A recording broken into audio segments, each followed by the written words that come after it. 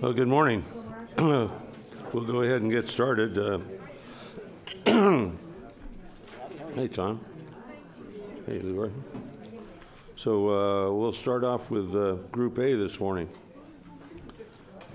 And that group was led by Anessa.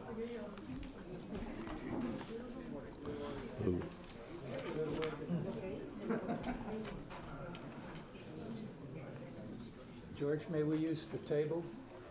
Sit at the table? Okay.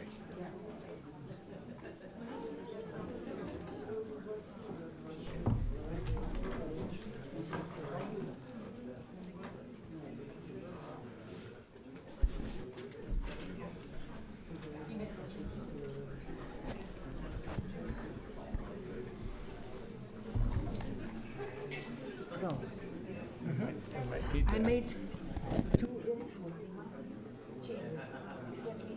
Do you have? Oh, I didn't. Okay, but then you will hear what I said. Okay. Here when we. I'll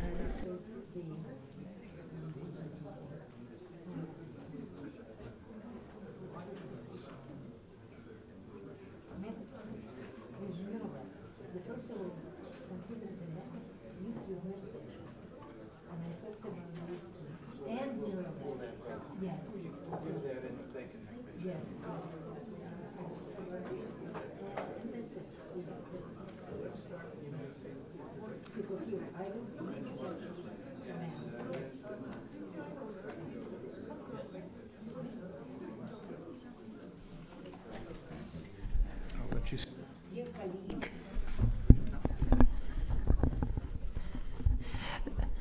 Dr. Sowen and myself, we would like to present you the results of the discussion, very hot discussion, which we had yesterday with, I would say, with participation of very distinguished people from space program. And the discussion was very interesting, very friendly, and what is not usually happened. The people were, we didn't have contradictions. Actually, one after the other, people just were going about the same thing, suggesting close way of solving the problem. And the central idea, which was presented by our dear Joe Curran, and we are very grateful to him for this, was that it is absolutely necessary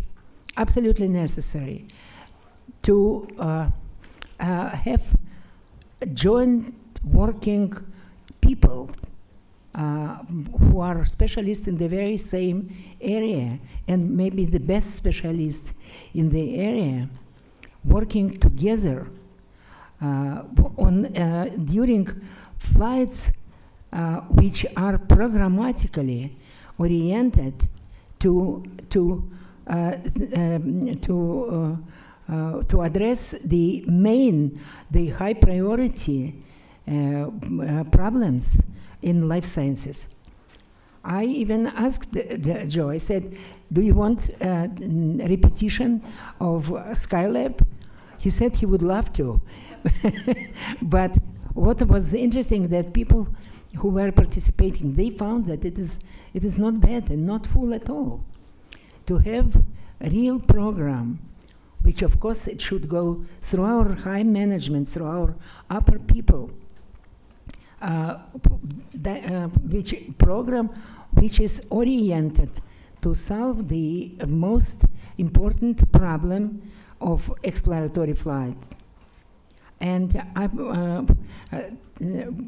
we worked together with, I would say, 3 people to write down this protocol, because it was Dr.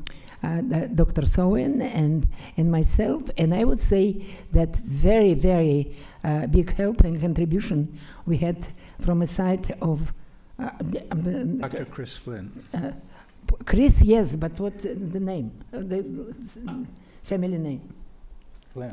Flynn. Yeah, I didn't meet him before, and I was very happy to work with him yesterday. That was great. Thank you very much, Chris. And now I would like Chuck Sowen to present in more detail what was decided yesterday. Thank you very much. Thanks, Inessa. As the day progressed, we had contributions from many parties, and it started with Dr. Kerwin suggesting the general theme, which was most important, so we had something to build on. And then many helpful comments from Dr. Bogomolov and many others.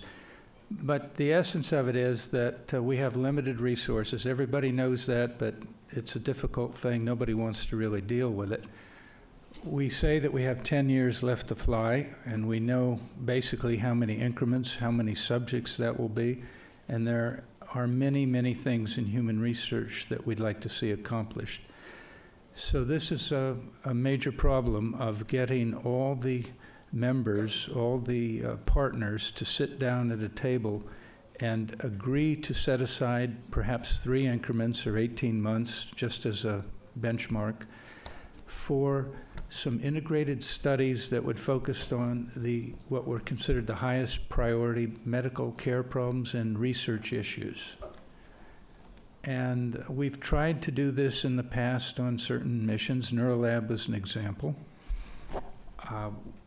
Skylab was what we started working from, but it was easier in the sense it was only an American mission and didn't have international participation at that time.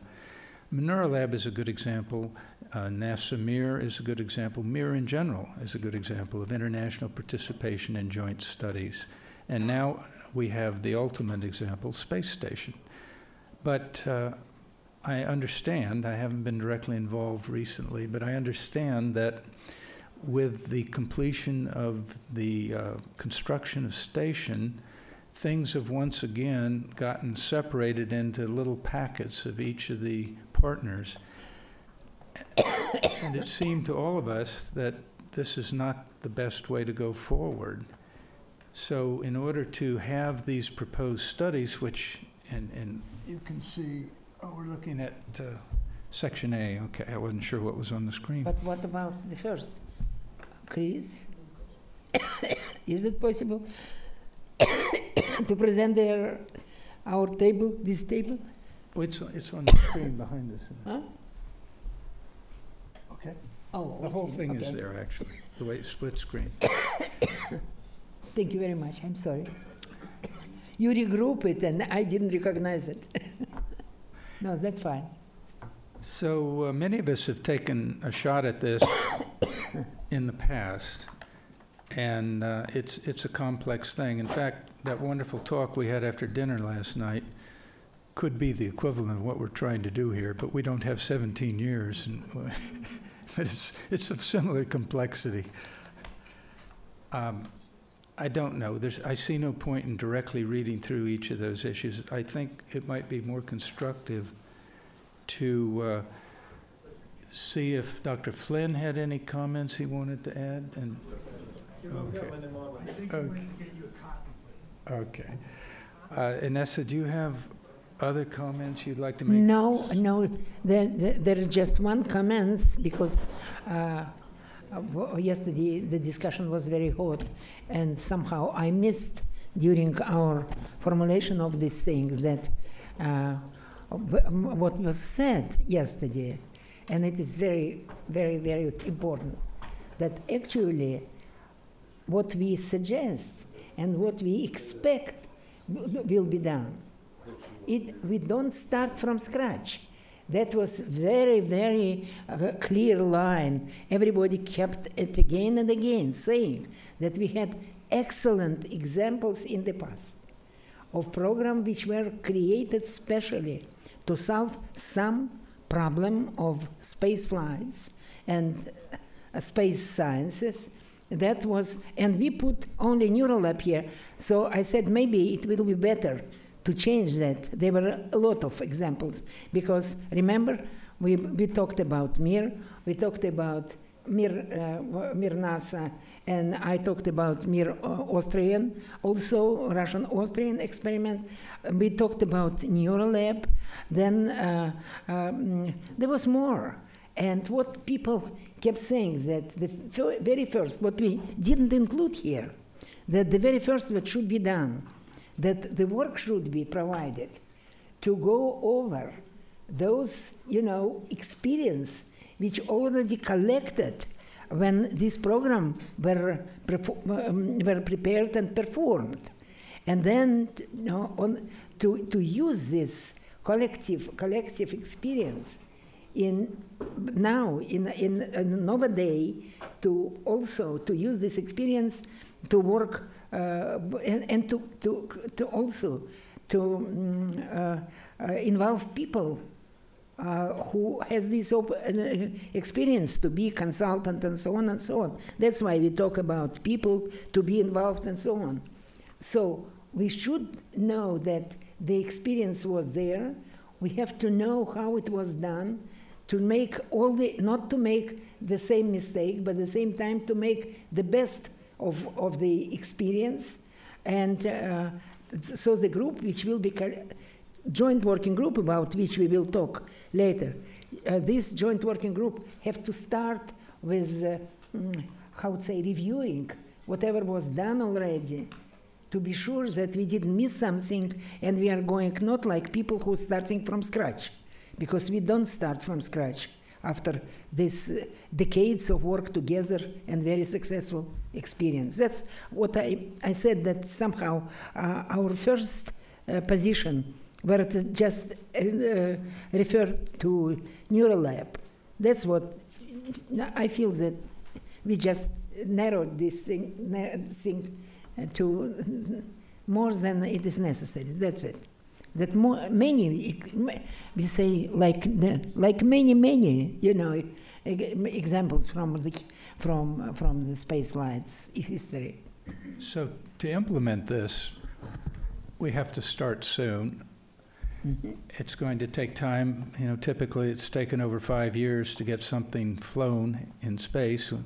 So I think if this were to become reality, the partners have to agree on it, and it has to be done quickly. They have to set the topics, mm-hmm. and make the policy clearly known that we're looking at integrated studies across the whole payload, and that no study should be planned that didn't approach things realistically in terms of available crew time, reasonable funding, and use of already existing equipment for the most part. And we said, well, there may be exceptions for this ICP investigation where some small pieces of equipment might need to be developed. But fundamentally, there is a great amount of equipment up there, and as part of the announcement of this opportunity, which would be an international announcement, of course, there would be a list of what is available to be used in the studies. And it would be understood, don't propose something which doesn't utilize that equipment, because it's not going to be reviewed and accepted. And then we talked a lot about some of the stumbling blocks, and I know from my experience in years past, one of the big difficult issues is scientific peer review. And I think that concept of peer reviews is what you must focus on. And I would suggest that if they put together panels, obviously there should be international participation, and that I would recommend we get investigators who've previously flown studies but aren't involved in current applications to be involved in this. Those are peers. And oftentimes in the past we ran into some difficulty where we had panels of excellent scientists from, let's say, NIH, who didn't understand operational issues and couldn't really evaluate these proposals well. So that would be something I would hope would happen. Inessa, do you have other comments? Yeah,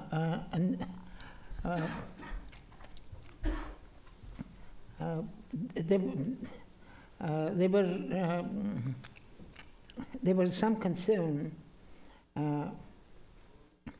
that we didn't have here during our discussion many people from management, from those people who actually supply and support us, and without whose support we cannot do anything.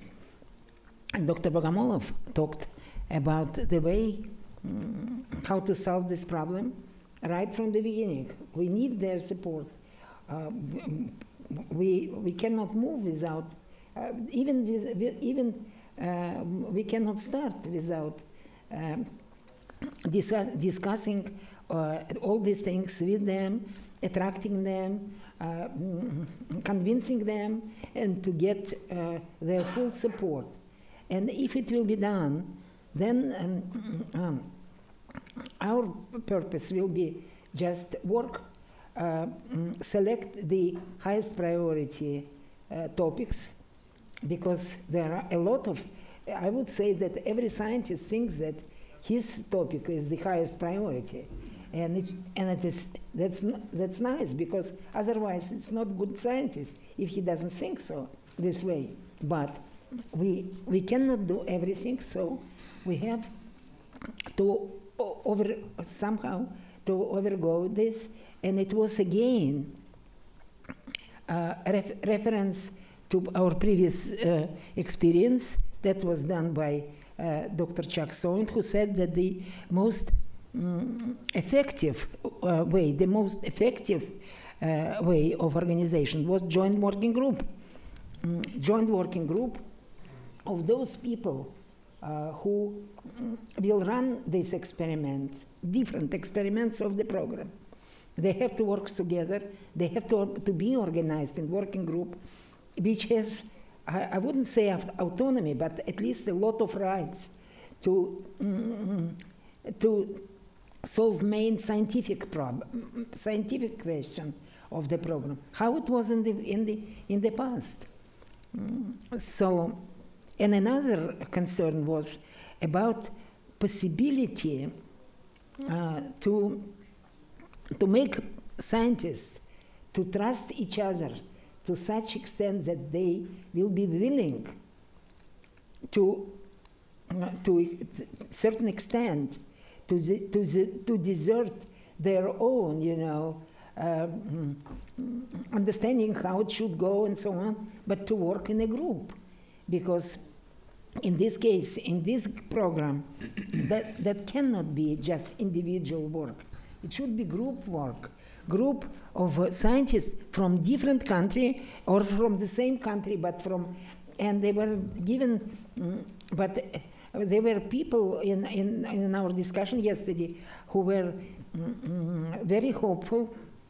And what is good that these are people who in the past or in the present already have deal with organization of group efforts and group studies, such like we had in the past with all our program on the MIR or on Neurolab on American side. And but we were supported greatly by people who are in science and management today. This is the European Space Agency, where he is, guy, who is physicist, and who told us that, oh, sorry, so yes, he told us about the experience on European Space Agency, where they now organize the group work of scientists who are working in physics, who are doing this, and they're doing successfully, as I understood yesterday from your talk. The same, Dr. Peter North said that they now right now, they start already to reorganize their program in the very same way, like bringing together few experiments and few scientists who are doing this experiment and making, rearranging them in the experimental program, which partially cover the interest of all of them, but at the same time, it's not completely, but partially. And they solve themselves, this program. Not management shows them how to do it and what to do and what not to do. But they work under, with support of management, they're doing these things themselves. All of this experience, good experience, which was yesterday discussed and proved, we put in this document. Can I add a comment? Yeah, go ahead. It's a little unfair since Dr. Barrett isn't here this morning, but Mike is in a unique position to help with a project like this on the NASA side because he has the combined experience of being a flight surgeon, being an astronaut, and now running the human research program. So the onus and the pressure is on Mike to help make this work because I know Dr. Bogomolov is ready to go down this path. Would you like to comment on what I said? I mean, is that a fair statement? You support this approach, Dr. Bogomolov, yes? Here. Yeah. Oh, is there a microphone, please? For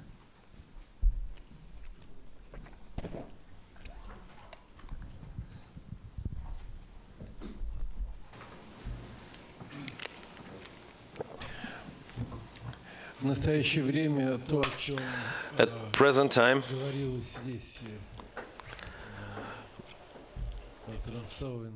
what both of the presenters are talking about is being implemented currently as we speak as part of the so-called group number 5 that was chartered based on the heads of agencies' decisions. This was a group that was put together by the heads of Russian and American space agencies, and all the ISS partners are sitting in on this group.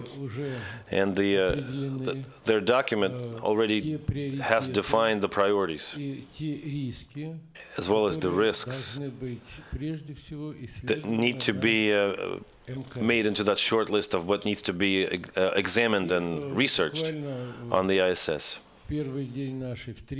And literally during day 1 of our meeting, we received an approval from the management, from the program management, of the approval of what we're doing, in the sense that various groups, MMOP, Human Research Group, and various other joint groups for countermeasures be put together in order to generate and develop their very specific proposals for these programs that we could implement in the nearest future. As far as any kind of a clinical research that may be going on under the MMOP umbrella, we are expressing our concern in that regard, and in the nearest future, in the very nearest future, we'll be implementing a program, a risk assessment program. And as a step 1, we will have a joint research with equal participation from all the cosmonauts, astronauts, long-duration cosmonauts and astronauts, and that is the study on intracranial pressure increase and visual impairment. This would be the step 1 set of actions.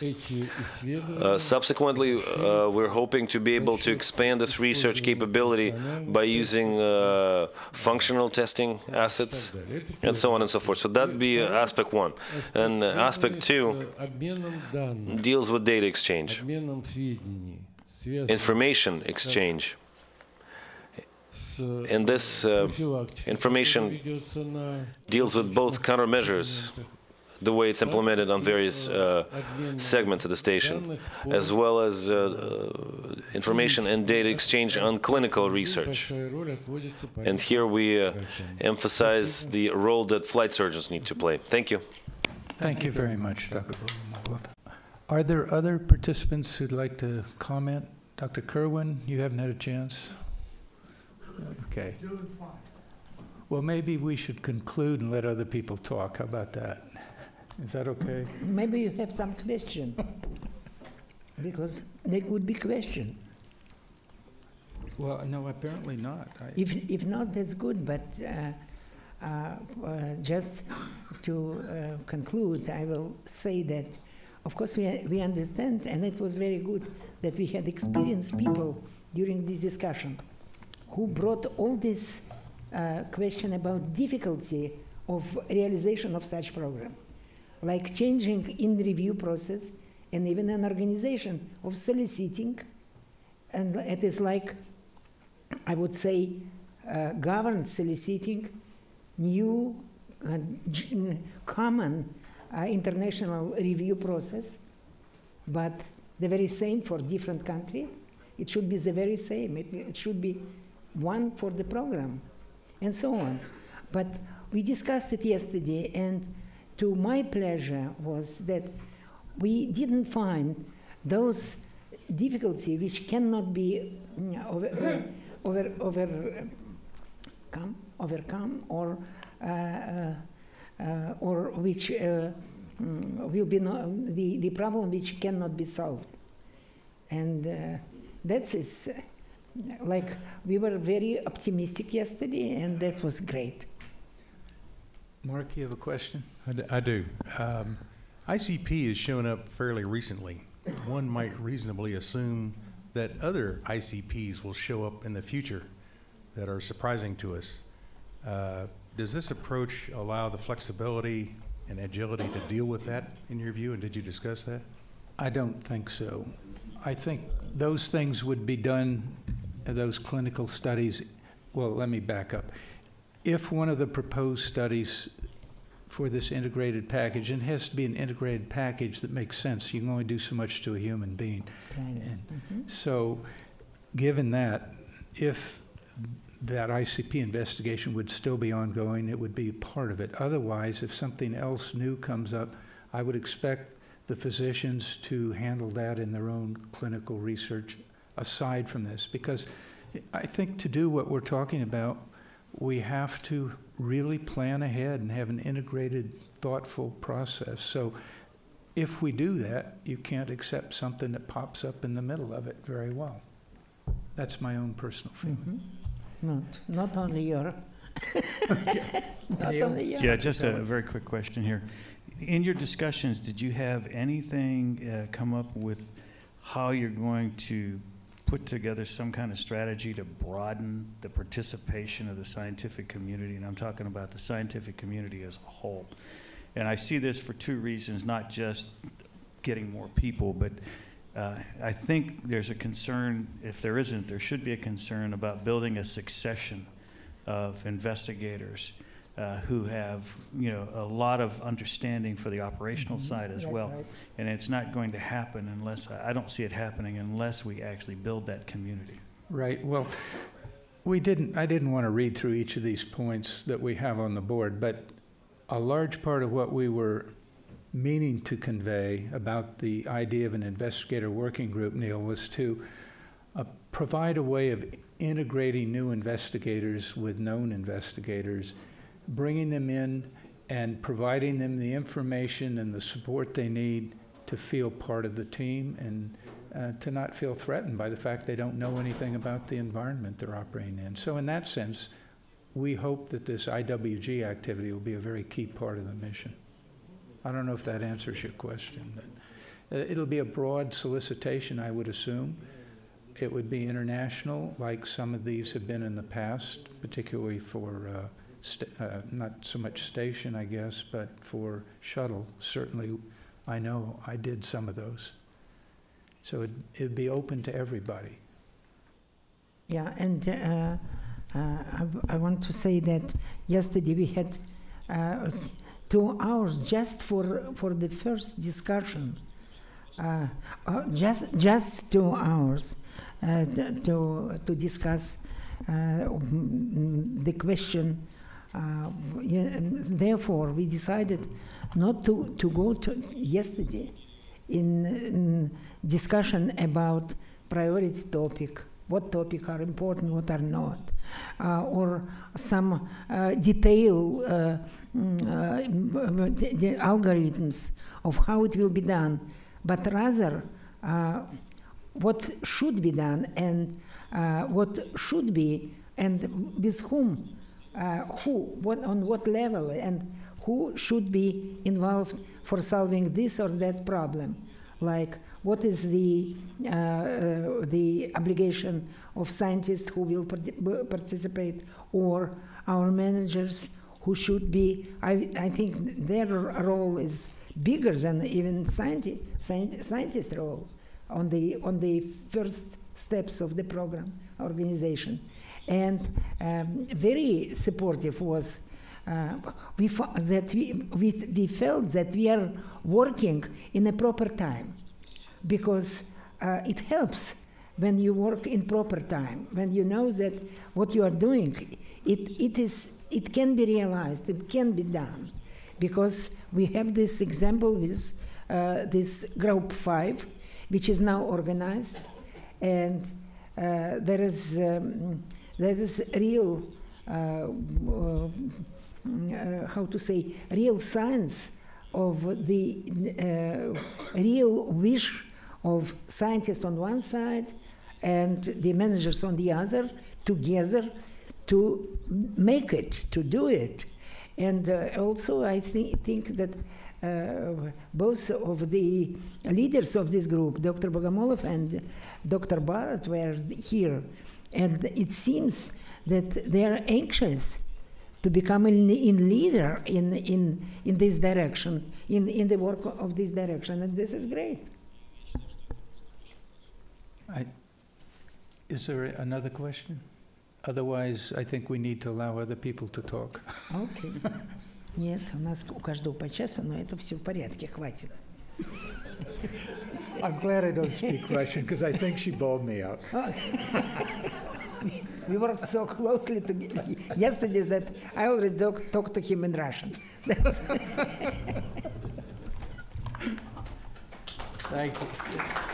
Behind us, but these are my notes. So our group was very active in the sense that very lively discussions about analogs. We couldn't possibly get through everything that could be said about analogs, that's for certain. I will say, though, it was a kind of given in the room that collaboration is essential going forward in analogs, and that I don't think there would be any dispute that the experience of Mars 520 and other experiences where there was collaboration is definitely a good model to follow, and one that we should try to get the most out of. And one of the advantages of those collaborations are we get to see each other's measures, the quality of the science, talk about how to measure, what it means, the interpretation of it, integrate across studies, the knowledge that we acquire, and it leverages the entire effort in a very effective way. There was a lot of discussion in our group about ISS as an analog. We confronted fairly early on the issue of what do we mean by that. And we discovered two meanings, and one is that ISS as an analog, say, for autonomy would mean the crew would really be autonomous from Earth, and maybe so autonomous they may not want to do scientific experiments either. They may really want to be self-determining. And so there is some uncertainty about what we really mean when we're talking about autonomy. So we decided that maybe from the standpoint of trying to use ISS as an analog for the kinds of experiments that are needed, rather than use it solely for autonomy where the crew's self-determining, that's probably not realistic, but rather to have a simulated autonomy. That's how we talk about it. So there would be periods where the crew would be autonomous, but they would still, from ground, but they would still be doing experiments and doing activities that are of scientific value in that environment. A key issue, and you mentioned it, Vadim, and may want to comment on it, is an issue of the crew being independent of the ground, which you correctly pointed out they don't seem to mind. But being independent of your family, meaning not having contact with family, is a really substantive issue in the behavioral psychological area, and one that we cannot completely ignore and should not ignore. And Vadim, would you make some comments about that as an area? Speaking about autonomy on ISS, we all understand that from operational point of view, it's a very complicated issue. Or the whole system which exists now, and again I have to refer to the opinion of Dr. Bogomolov as the high authority for me, that this system is based on the close connection between mission control and the crew. So the crew is autonomous probably from the point of view of distance. It's autonomous from the point of view we cannot give immediate support, but at the same time, the whole system exists as a system of two, let's say, commons or teams working together.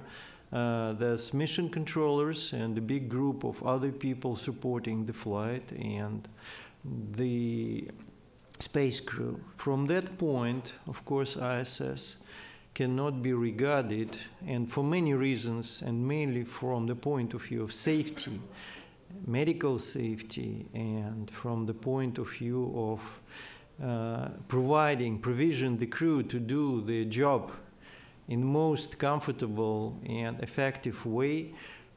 So to sum up, autonomy, it's very difficult to simulate, not because we don't want to, and maybe because the crew doesn't want to, but because the system is made for different purposes and have a very well elaborated structure.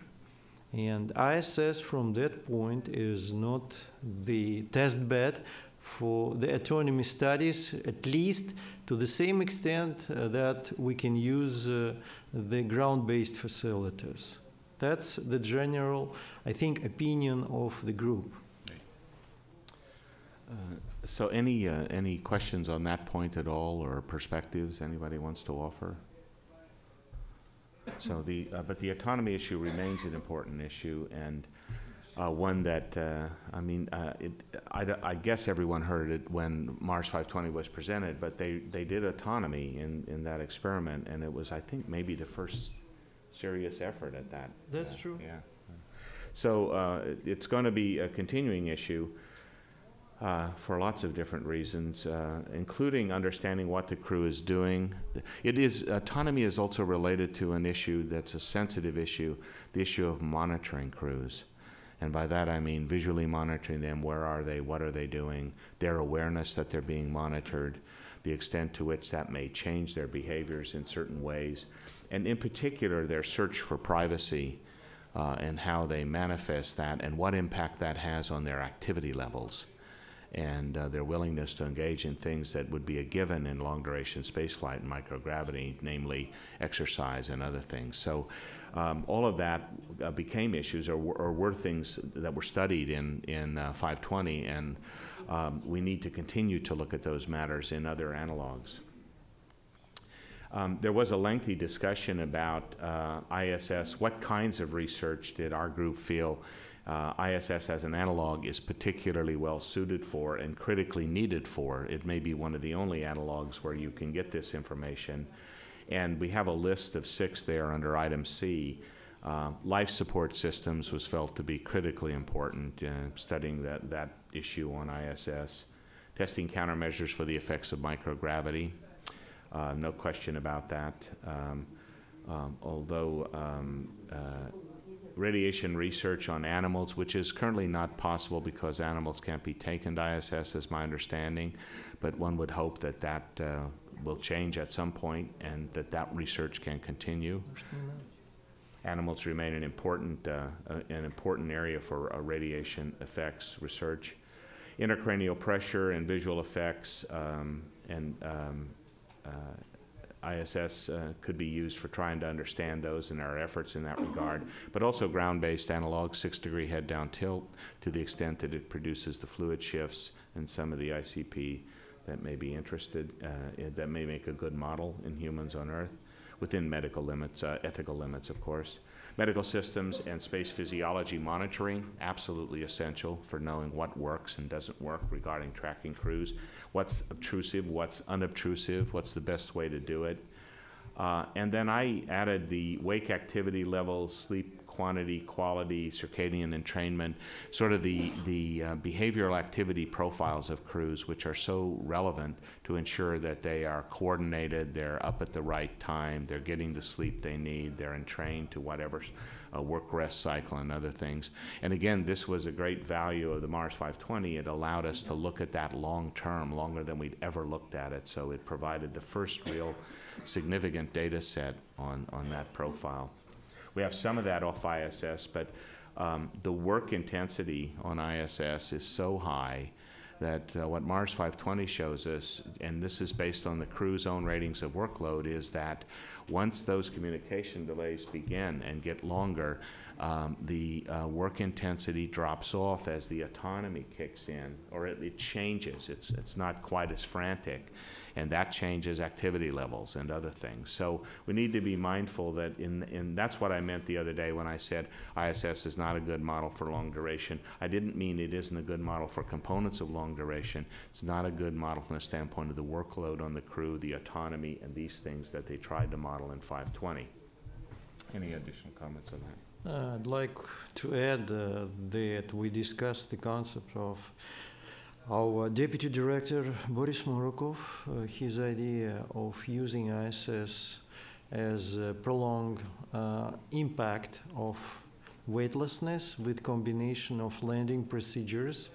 And he proposed that after flight, the crew could participate in some operations on the planet, and that planet could be Earth under simulated, let's say, in a Martian or Moon environment. And we discussed that because the working activity and crew performance after the prolonged isolation, not isolation, of course, under prolonged microgravity and confinement is of special interest in their readiness to fulfill complicated operations after the space flight. From that point, ISS is a perfect place where the crew could get the experience of the long interplanetary flight, and analogs on Earth could be used to simulate that working operations on the planet.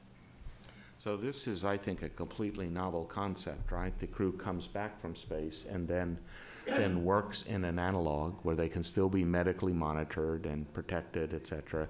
But you get a sense of what it's like when they're back in gravity, like they would be on the surface. It's not partial gravity, it's 1G, of course, it's Earth, but still gives you a sense of being able to study another thing which is listed up here, the need to understand crews during surfacing. And Mars 520 provided stress to the crew, and we saw that in our measures, you saw that in yours. There's no question it had fidelity from a psychological standpoint, but not really as much as one would like from an operational standpoint. What can they physically do? For how long can they work, et cetera? So there is a need to try and use analogs that reflect the nature of surfacing activities. And the surfacing seems to serve a purpose that it almost creates a long-duration mission. It creates two missions. There's the mission from Earth to the entity, the body, and then there's a separate mission called the mission from the body back to Earth. And there's evidence, I think, you'll see when our data and the other experiments are published that suggests those are really, they look quite different in terms of crew activity and other measures. So we want to be mindful that surfacing remains not only a critical event for them, and keep in mind surfacing, much like activity in spaceflight, the crews often go into it somewhat sleep-deprived, stressed, exhausted, high workload. Now they're putting out, they're highly motivated, they're dedicated to it, but you know, we often do those things when they're already preloaded with a fair amount of stress and preparation, high workload. And so it's important to really understand what happens after they've been in microgravity and come back into some partial or total gravity and try to do that. So that was something the group thought was very worthwhile, and surfacing as an area, and Vadim raised it, and I think it's something that now needs to be on the list of activities worth studying. Long-duration confinement analogs are needed for workload and other conditions, but we wanted to clarify that long duration doesn't mean it has to be 520 days. Long duration can mean much shorter times depending on what we think that the variable of interest is relative to the time constant. In other words, there are some things we learned again from 520 that would suggest you could go shorter and get the same phenomenon and try to understand it. So part of this is being clever about how we use analogs, because there's great cost in going a long time in an analog, to try and understand where we maximize our return on information. There's a set of issues around monitoring crews, the cognitive behavioral areas, the performance areas really is what they are. Trying to understand errors on ISS and in analogs, ways to unobtrusively or minimally obtrusively monitor them, or performance capability. And then Dr. Mackay the other day mentioned, physiological and monitoring of crews as part of work tasks, and I think that's a really clever idea. If we could figure out how to do that, that's optimal, and that beats having to give them little tests or anything else. That integrates it in with the work. So part of this is integrating with operations and facility to understand how to extract information that tells us that they're able to perform tasks in a timely manner, in an accurate manner. I'd like to come a little bit back from that autonomy issue. When we discussed the important factors which supposed to be studied not on ISS but on analogs, of course we mentioned studies made on animals, and Dr. Nechayev personally reminded us that especially radiation studies on monkeys, which were made in IBMP and before by Inessa Kozlovskaya in space, that's a good, I think, examples of using animals as analog subjects and using them on Earth and in space flights to analyze that factors which are very important for the interplanetary missions, but which for ethical reasons and for safety reasons cannot be done on human beings. And this is very important, and the group mentioned that especially, and again, Dr. Nechayev, who reminded us about that.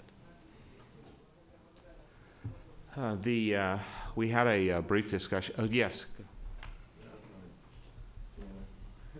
He's coming.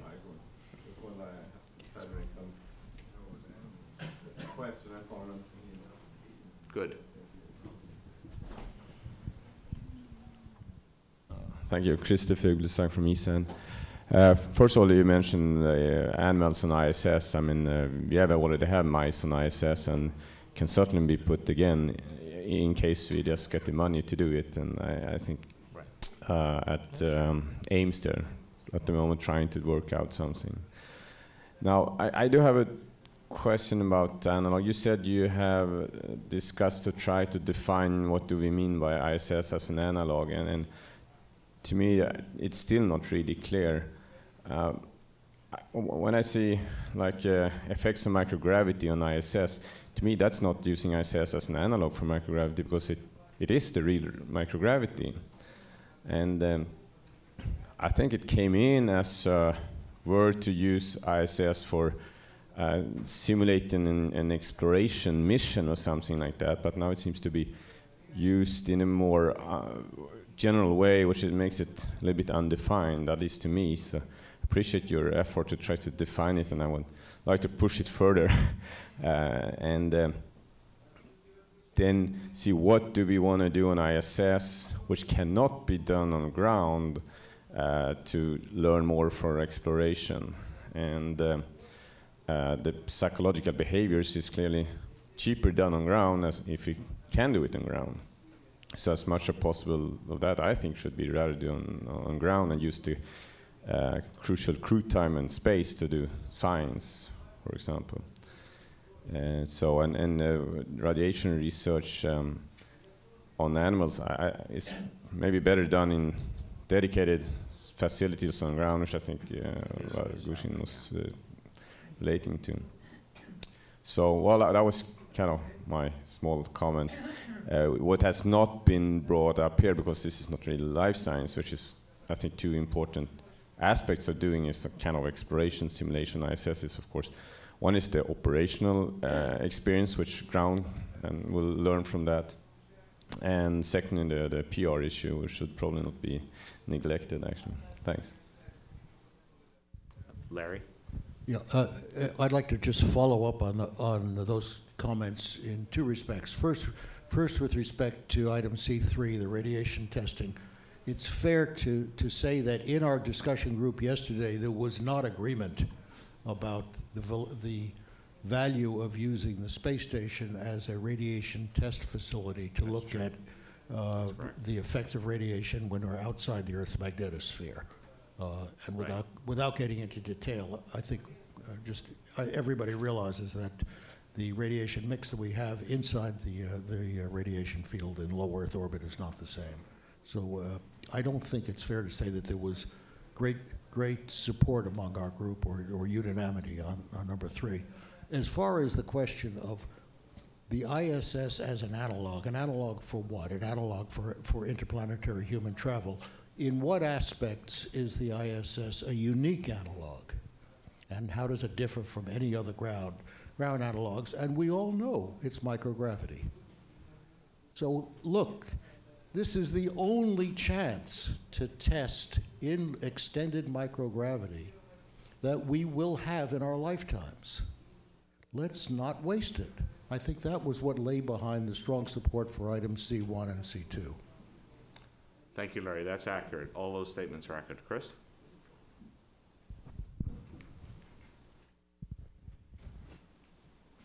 Thank you. I just wanted to reemphasize the concept that you started talking about, David. Being an Air Force flight surgeon for many years, the concept of workload and how to monitor that in an unobtrusive way has been a holy grail since the early 90s. And we've thought about EEG caps, and I was just at the aerospace medicine meeting where the Japanese team has developed a measure of frontal lobe cerebral blood flow as a measure of trying to identify unobtrusively workload. So I just was reminded as you spoke, Vadim, about Dr. Nechayev's work. He, as I recall, as I was trying with him to think about this early on, Shuttle Mir in the beginning of ISS, Dr. Nechayev's work was groundbreaking in trying to determine from ground communications how work and errors were monitored in the work. So I just wanted to point out Dr. Nechayev's role in starting that work and the benefit that he gave to us as we were thinking about that early on. It still hasn't been solved, and I'm confident, David, your group can figure that out. You guys are really sharp. But thanks to Dr. Nechayev for starting that process. And I would just say, and hold on a second, Victor, that the workload looks ubiquitous. It shows up in the, I mean, whenever you really have a real analog, it's there just like it is in spaceflight. And I know that the effort to deal with it are these nice charts of how long it takes to do a task, but they consistently do not match reality because many things are happening, because there's time pressure and things change. But the current organization of just saying, here's how we'll get everything done, and then the reality of the high workload is not a good lineup. And it is a potential problem for a crew's making a critical error at a time you definitely don't want an error. Victor? I wanted to go back to C3, the radiation research on animals, and once again highlight that IBMP has actually developed a program for using biosatellites for that particular study, and I wonder if they would like to mention that. Yeah, from that point, again, that's a strange mixture of ISS as an analog and real analogs. I think that, referring to what Christer said, ISS is not an analog. ISS is a real space flight. It's reality. And from that point, it's not an analog. Even if we want to present it as something not self-sufficient or not complete or not holistic. It's a holistic project with a certain structure, with a certain crews, systems working, and again, trying to divide it into pieces, that's a very scientific and analytical approach. I think that we more need to focus on what we expect to do in analogs that comes to us from ISS, from real practice of ISS, to test it in more details, to look with different logistics and devices, to make it longer, to get different significant statistics. And if we try to present or represent ISS as something which is not a project which is important and exists as a part of real space practice, I think we will miss something. Again, I regard analogs as something where I can do something more in comparison with ISS, but for ISS, and of course for interplanetary missions. And if I take ISS as a part of something, I will miss something. But it's more about philosophy. And finally, we discussed a lot during our meeting the possible ideas which are interesting to define in analogs. For example, we try to combine, for example, that surfacing, as David is saying, as a new project, as a new idea, and we understand that we are not ready to do real analysis of surfacing. We do not have logistics, we do not have even the scenario, well-developed scenario for that surfacing. And many other issues related, for example, with crew compositions.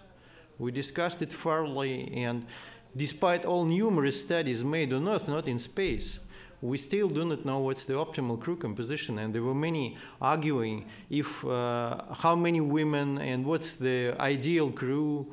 And I think the group didn't come to the, let's say, one positive opinion. What's the ideal crew, how many women, or maybe no women, maybe no men. So I think that speaking about analogs, we need first to define the list of problems for these analogs, and coming to this list from space practice, and not to go from analogs to space. That's my position about that analogs. Andessa? Excuse me? Oh, sorry. Yes. I wanted to just say a few words about the radiation stuff that we've been talking inside the group. I was the one who raised the radiation problem, so I feel guilty about that. And let me try to express what I think about it. We have most of the research on radiation is being conducted in accelerators, and accelerators are farther away from the real thing than what we have on the space station, which is far away. And I agree. I mean, it's a different fluence and whatever. Even if we have the same kind of particles coming in, but remember that the other possibilities is beside the flight, the high flight with some animal, which is a very good, of course, way to tackle the problem. However, I think we have to use both International Space Station and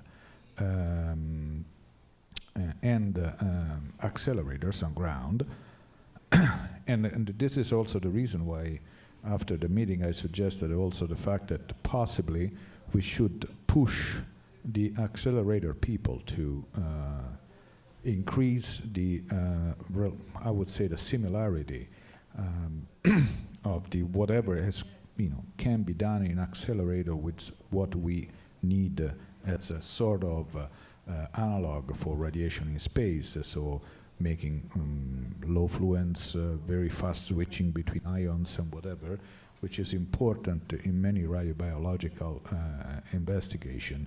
So I think that we cannot forget that we do not have a real radiation analog, and in this frame, ISS may be used for that also. So I think that's the point, looking for an analog of the radiation that is most likely outside that magnetic field. Yes, Anessa? Okay. So first of all, I would let me talk Russian. It's easy for me. First off, I would like to briefly say a couple of words on the radiation experiments that have been taking place in the past. And this is something that Mr. Schneider was referring to. Those experiments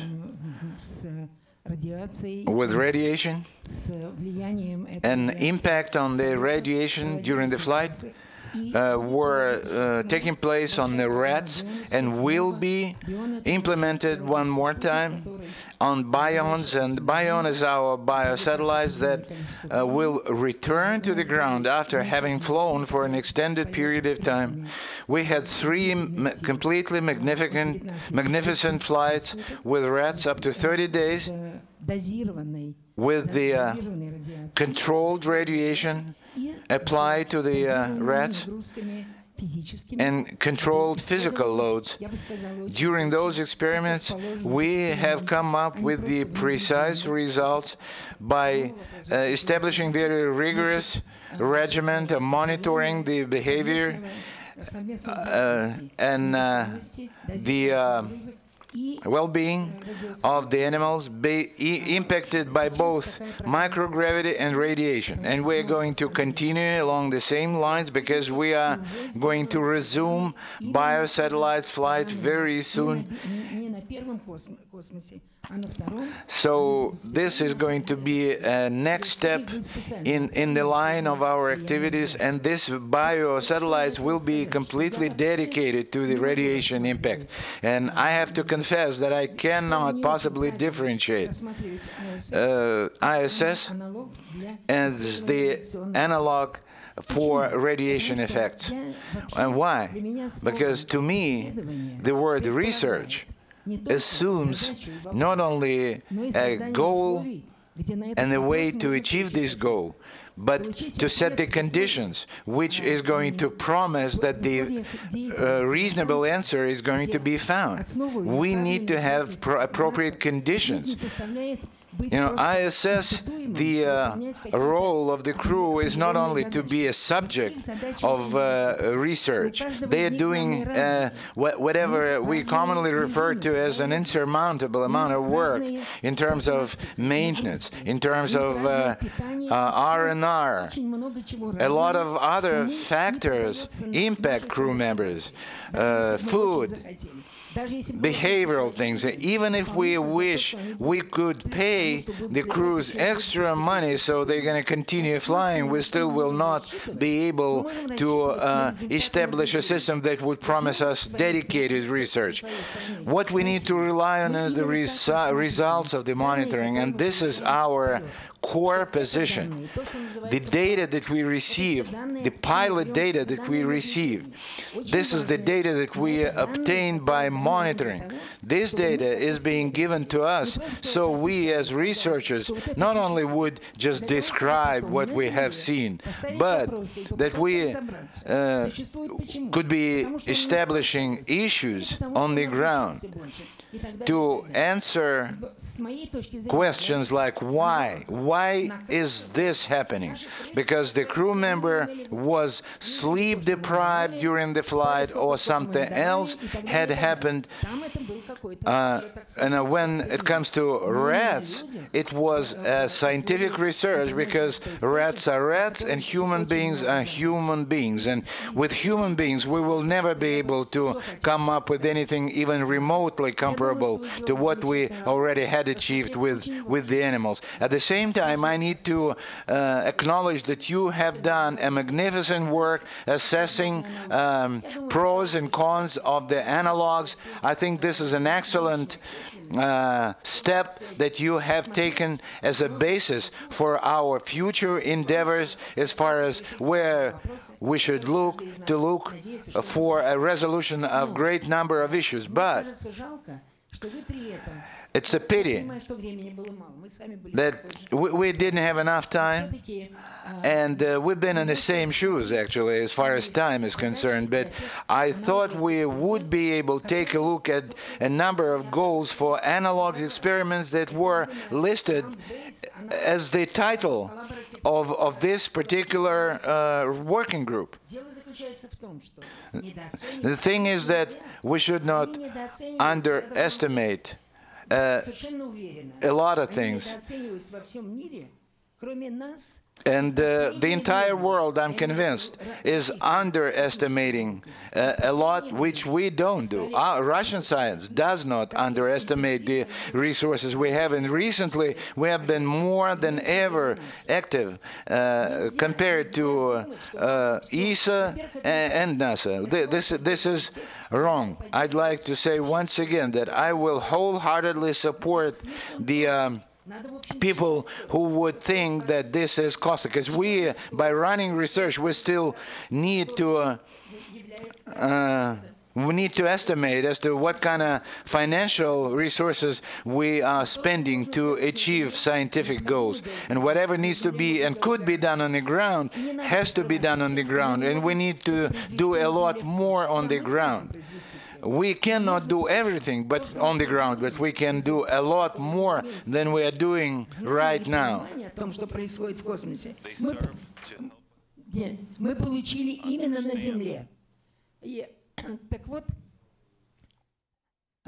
These are the results that we received on the ground, is what we begin to understand.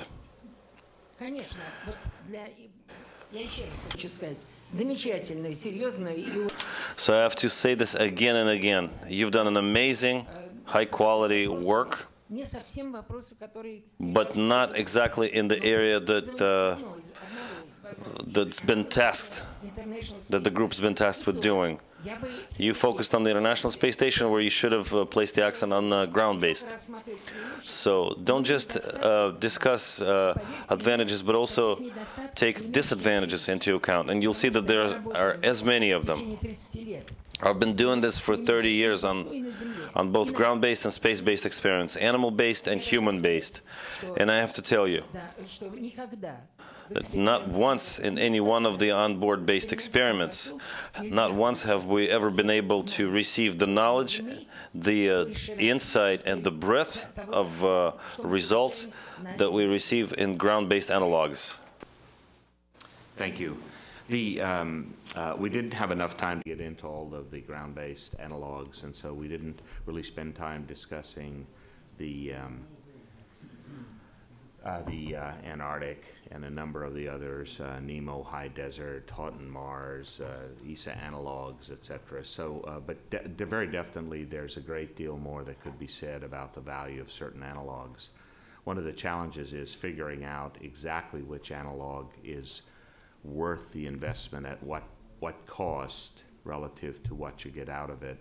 And I think that effort is sort of evolving now more actively as the NASA has organized the International Analog Working Group, and we're interacting more and more with IBMP over this, and ESA, and hopefully over time there'll be this consensus over what is the value of Concordia, what is the value of Mars 500, what is the value of Nemo, what is the value of Houghton Mars, and what can we do in laboratory experiments, head-down tilt, etc.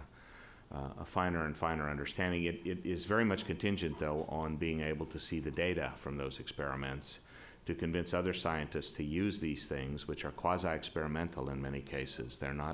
It's not a laboratory where you can control all the independent variables, so it has the danger. It's a threat to science when you've got contamination from uncontrolled variables. And not an impossibility, just more challenging scientifically for cause and effect, and in the interactions.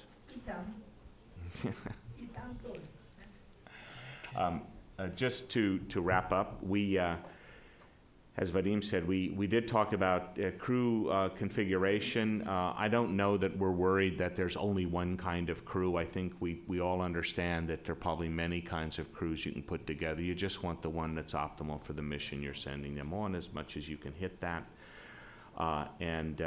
There was a proposal to use survival environments as analogs for selection. And selection, I know, at least on the American side, selection is such a sensitive word. Because it is the privilege of NASA to do selection and no one else. And many of us who would like to study what they're doing, but we don't know what they're doing. My concern is really that the long duration missions, when we get out to a Mars mission and that, I don't know if the selection criteria or the training may be separate from selection, the pre-mission training. What training is the right training for the very long confinement that may occur on a mission, and the surfacing challenges and other things. So I think just an eye towards the future here, that maybe it's time to begin thinking about how we would go about selecting and training crews for longer duration missions. But for that to happen, we have to have probably a more intimate relationship between scientists and the current procedures, without the current procedures being interfered with or judged in any way, just trying to understand how we could make that optimal. And then finally, it's sort of the idea of survival environments as analogs, looking for new opportunities in analogs. Are there things we can learn from one place or another?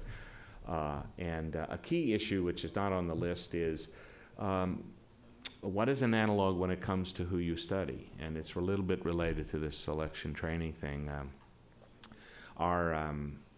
In some areas, basic biology can be studied in people who are not astronauts and not astronaut surrogates. In other ways, for behavior and some other things, you want astronaut surrogates, if you can. That is, people who have demographic backgrounds, training backgrounds, and that very similar. And are likely to react in the ways that astronauts, cosmonauts would react. And then finally, the physical characteristics. There's all this talk in org charts in the US on analogs, but nobody can tell you what the lighting is in them, or the pressure, or the temperature, the humidity. The environmental characteristics are somehow secondary to people's opinions about how to use them, and you always start with the basic physical characteristics of an analog. What is it exactly? For how long? What are the physical characteristics of that environment? And we know that that's going to happen in the International Working Group on analogs on this side, but we just want to encourage it going forward, that there be a very careful documentation. We were very pleased that working with IBMP, we were able to take a meter into the chamber and get very, very precise light reading measures for each nanometer of the photospectrum to understand that physical environment. And we'd like to see that done wherever it's possible in analogs. Vadim, do you have anything else to say? Can I make one comment, because the issue is imminent? This is the direct follow-up to Dr. Yang's comment. And as Dr. Gushkin used the term holistic approach to ISS, this is relevant. And we do have ISS. And the 2020 budget issue aside, it will not fly another 20 years. And we do have a mature proposal from the investigators on the human short-arm centrifuge. And there has been great anticipation, not only from the research side, but from the operational side also. And we are very much concerned it's suspended somewhere. Right, so this is going back to that issue, as Larry said, that ISS has the characteristic of microgravity. Yeah, it's been studied, the mechanics of building a centrifuge for humans on ISS, and detailed study, and technical feasibility shows that it's just too difficult to make it such that you don't get too high stresses on the docking parts in particular. Now, you may be able to build some very expensive counterbalancing system, active counterbalancing system, but I think you run into a budget then which is just not realistic. So although it got a very high scientific peer review kind of tally, just technically not feasible within a reasonable budget to do it. I'm sorry. Excuse me, may I, as David is saying, to wrap up, just 3 brief comments. Comment number 1. Of course, as usual, our academician Kozlovsky is absolutely right. We could start from another end of that elephant. We started with nose, but we could start with tail, and from that point we could start with saying that why these analogs are bad, what are the drawbacks, what we could not reproduce. That's also very interesting and productive and important work. We tried, as I understand the strategy of our chairman, to try to trace lessons learned from Mars 500 and to discuss them, mostly them, during this brief, very short discussion. And that's why, again, we didn't touch, as you know, in the Soviet Union and now in Russia, there is a TV program called KVN. This is a club of young, very joyful people who they are joking all the time, and their motto is, we cannot resolve all the problems. So I think that was also the motto of what we did. We could not resolve all the problems.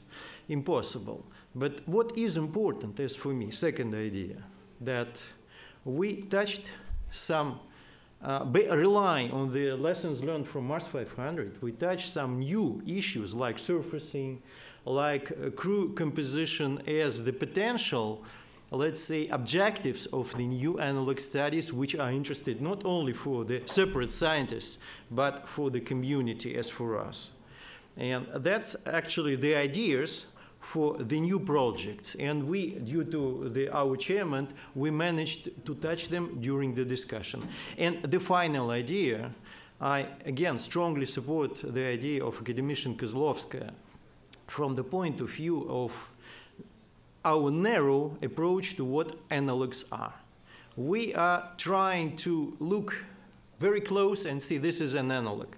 We have to look a little bit far away and look at the animals, look at not only at the chambers, but for example, at dry immersion, because dry immersion is very prospective, very promising analog, and some other analogs which are very seldom are discussed.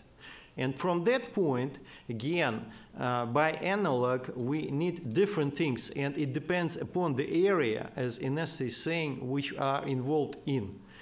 And again, strongly support her idea. If I'm a psychologist, of course I will discuss psychology first, not physiology. But that's correct. I can't do it vice versa.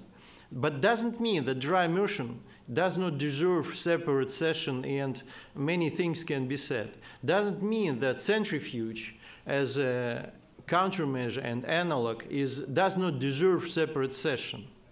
Still, we finalize Mars 500, and I support the strategy of David and tried to wrap up and then to send an arrow for the future from Mars 500 to define the new targets relying on the experiments of Mars 500. From that point of view, I think our chairman, in the name of the group, because I was not a chairman, I don't understand why I'm sitting here, just as usual. But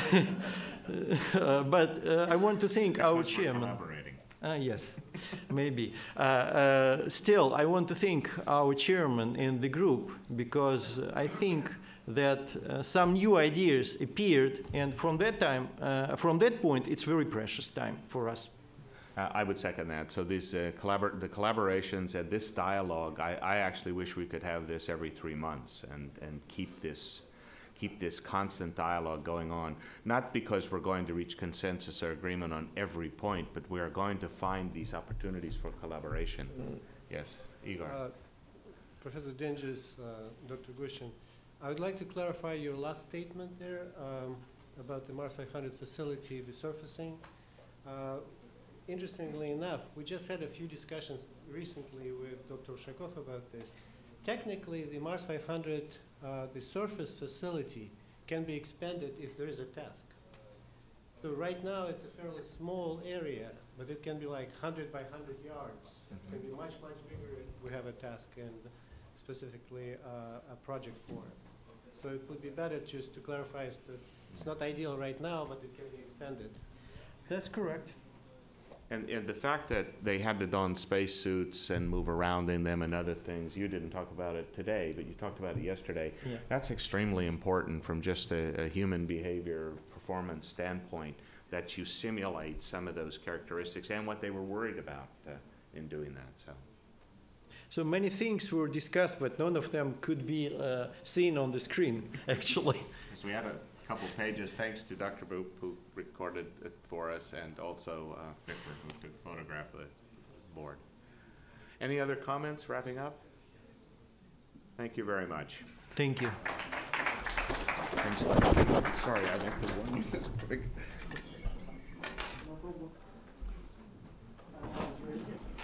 Well, thank you. The next group is Group C, and we'll get Carl up here.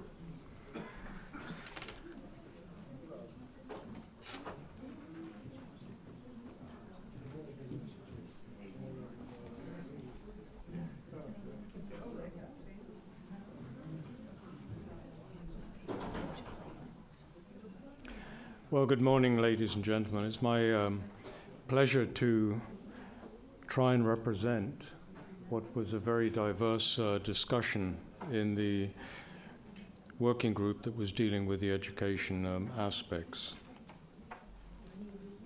Next chart, please. Oh, there it is. Our group comprised 32 people, and they represented what I would call individual views from many countries, organizations, from government, industry, universities, schools, non-government, and outreach organizations. I think it would be fair to say that on any topic, these 32 people were able to produce about 60 views. And so we did have a challenge coming up with consensus. However, I shall try and do this in the form of findings and recommendations. Next chart.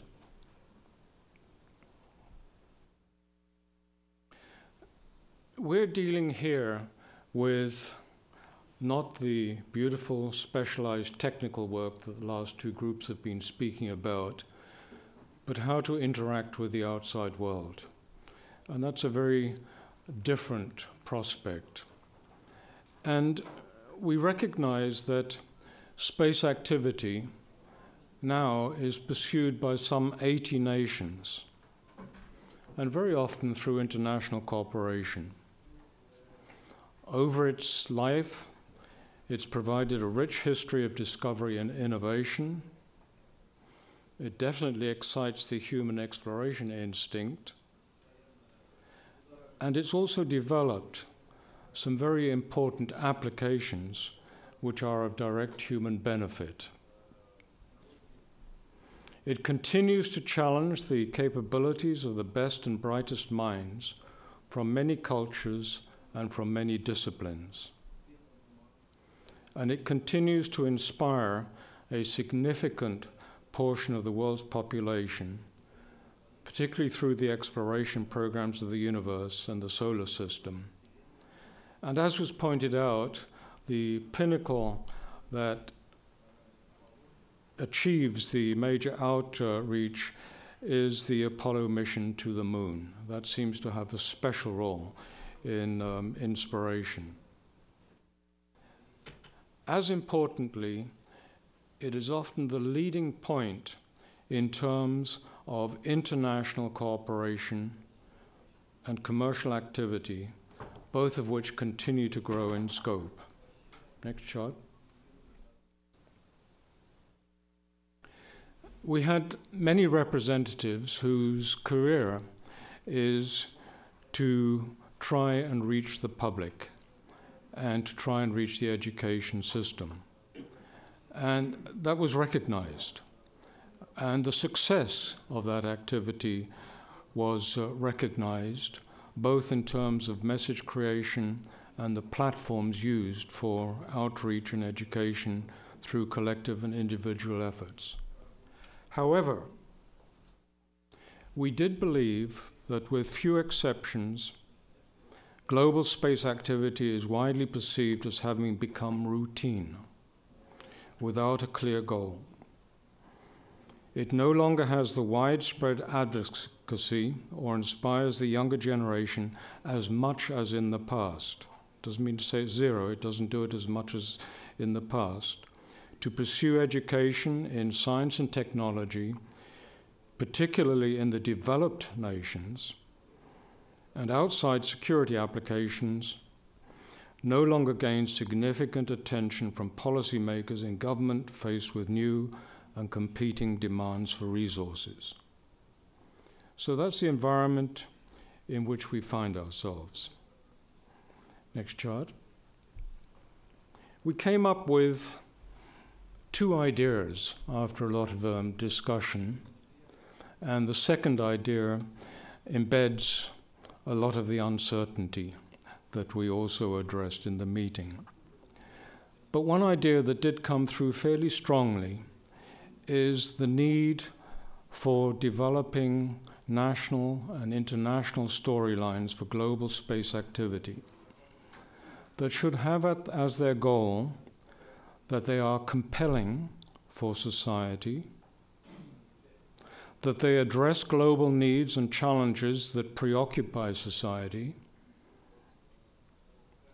they set challenging but achievable goals for the future, maybe on a 10-year horizon, and that they inspire the young to develop the skills to educate themselves and to address the world issues of the future, whether as individuals, in government, in industry, or in academia. I think we can say there was consensus on the need for this. Now, how is this storyline developed?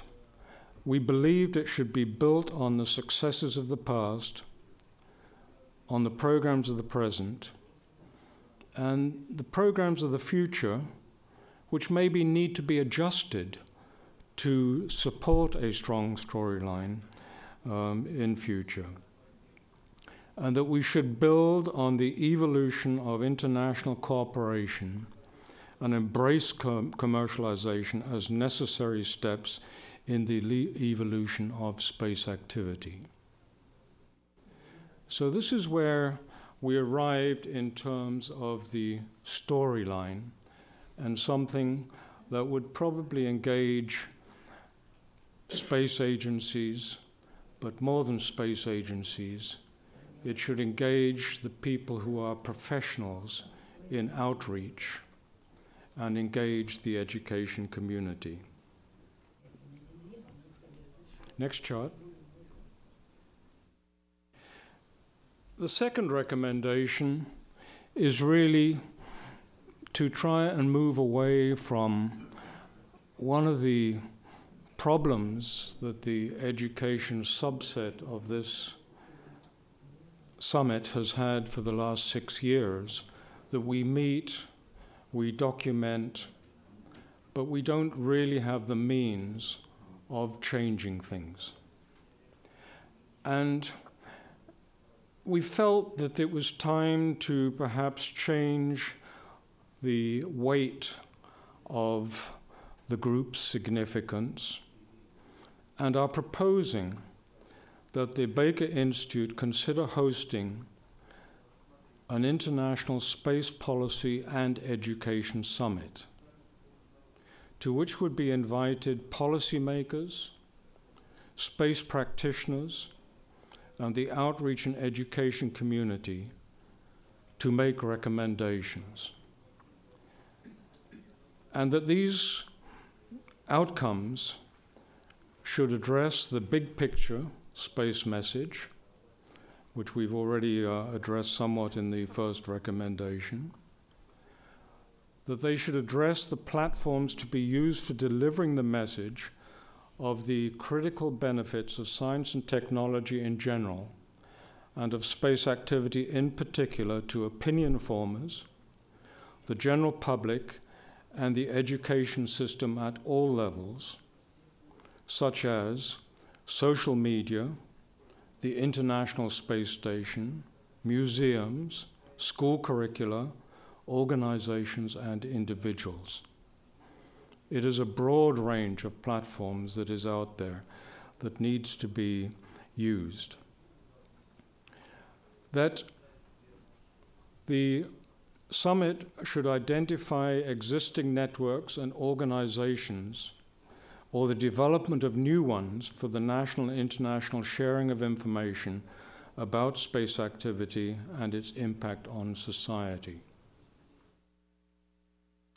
That a national and international roadmap be developed for developing interest leading to involvement and possible employment in space activity, to bring new people into the field.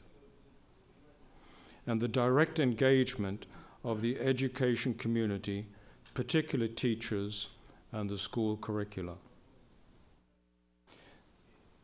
Now, we had many ideas put forward during the discussions, too many to reproduce in a meeting such as this one, but I do hope that with these words we have captured the essence of what we believe the current status is and where we need to go and a vehicle for getting there.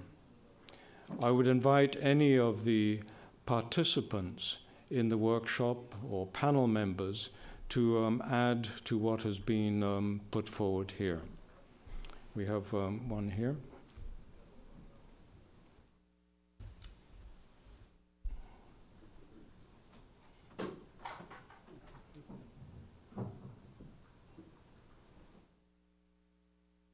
Yeah, I'd like to start off by following up from what our leader, George Abbey, said yesterday, that if you just take Houston, there's 50% of the young people out there do not graduate from high school. Now, my own belief is that the space station is a human construct. It's been constructed by humans to serve humanity. What we seem to be moving towards is we have an education policy to educate people to say what a good thing the International Space Station is. My view, and I think picking up from what George said, is that the education policy and the education springing from the International Space Station should have targets like, in cities like Houston, there are 50% of the young people do not graduate. But what can we do and how can we utilize these fantastic resources to actually change that so that next year there's only 30% don't graduate, and that we actually shift this around, that instead of having an education policy that is educating people to understand about space, we take space to give a genuine service to our communities. Thank you for that comment. Any other comments? Mark?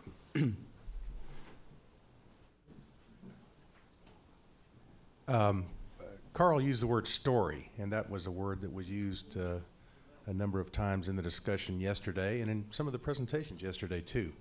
Story is, I think, has so many different meanings that it's important we understand what that means.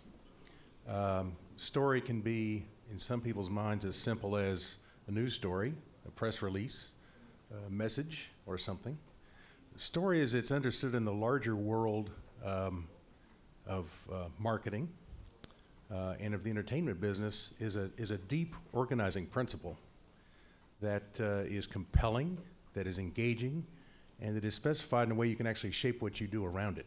So it's not just do what you want and then come up with a story. You start with a story and use that to build what you do. And that's the best practice in the larger world, I think, that we don't often take advantage of. Story can be used to explain.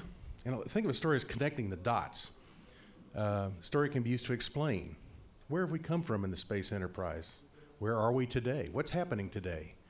A story isn't going to be about a launch vehicle or a spacecraft, although it will include those. The story is about connecting the dots.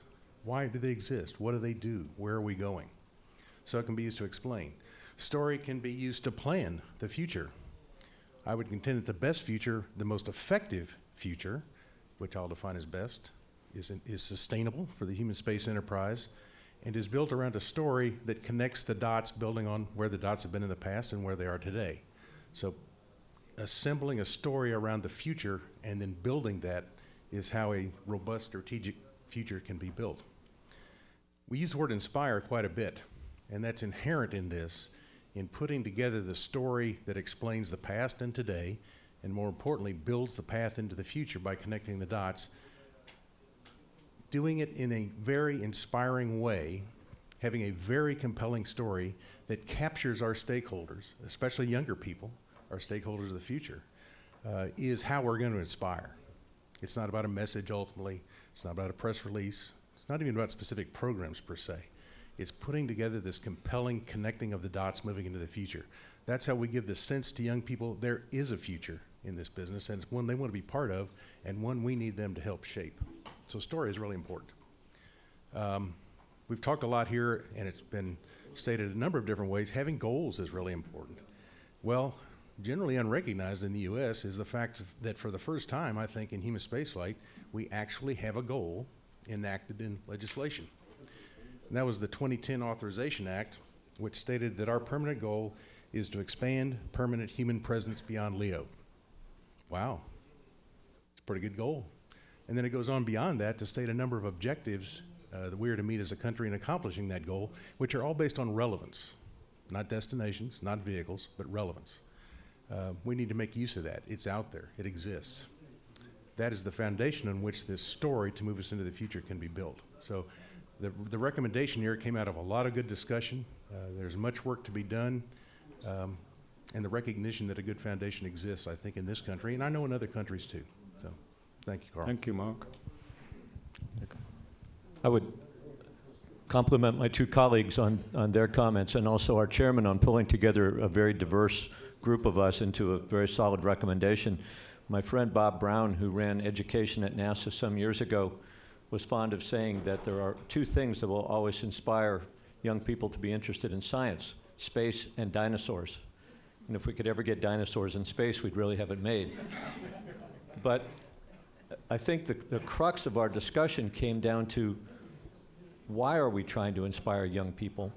Are they just to convert them to our view of what space should be like, or to interest them in jobs in our community? And I think the answer is roundly no. It's to interest them in being good participants in the societies that they will live in. There was a time 100 years ago in all of our countries when a person could have a pretty good life without knowing how to read. And all of us developed educational systems eventually so that literacy is universal. And we need to develop educational systems where science literacy is universal now, because the issues that these young people will face are in realms like climate change and energy policy and space policy and the other kinds of things we're interested in. And space being one of those grabbers with which we can inspire their interest is the reason that it's such a compelling story throughout the generations and across countries. The job of those of us who have the responsibility to inspire young people, whether it be in museums or schools or many of the other informal settings where young people get excited, all of us in the room could probably trace our interest back to a particular moment with a parent or a school group or a great teacher that got us interested in this field. And inspiring that interest is a very important thing. Following up on that interest with parents and teachers and the broader community that can support it into a science literate community is equally important. And having that diverse set of people in the room talking about all the different approaches to that was both daunting and stimulating, because what we heard is there are an awful lot of individual approaches that work. So I don't know, one analogy that came to my mind was the phrase in the early days of the environmental movement, think globally but act locally. And I think that our chairman here has given us a platform on which to think more globally, to collaborate on that message and our overall context, and then to go back home and implement things locally that we might have learned from others that would work better in our own communities. So I would broadly support the recommendation to get us together again. Let us talk to each other. Let us work on the big story. and more importantly, work on the specific actions and activities that will reach young people and their parents and their teachers to create an informed citizenry, not just inspired young people. Thank you. Yep.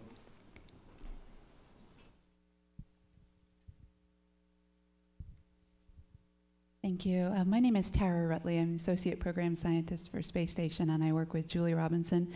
So I was actually in Group A yesterday, and I really wish I had been able to attend both group sessions because I'm really the poster child, I think, of NASA educational outreach.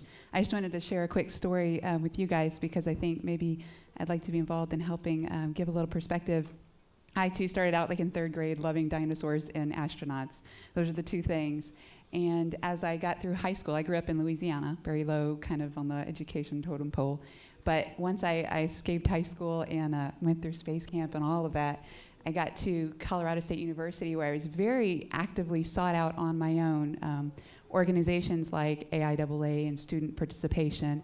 And then I found a home within the Colorado Space Grant Consortium that took me under its wing, sought out things like the Space Life Sciences training program at the Kennedy Space Center, and was just very active on my own and seeking these programs out, and that they were there for me when I found them.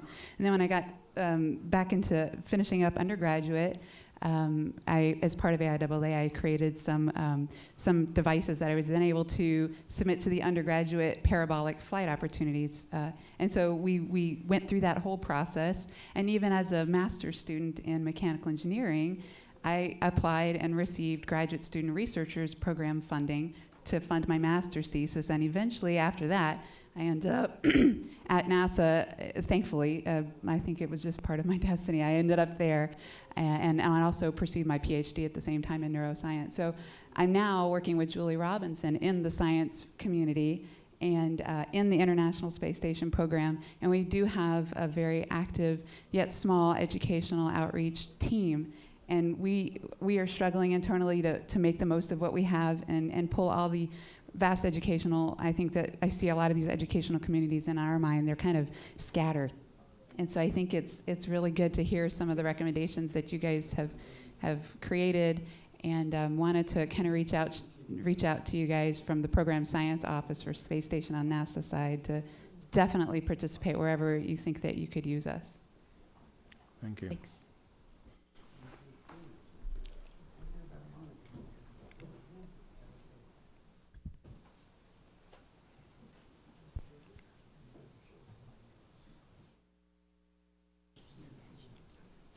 Jeremy Curtis from the UK Space Agency.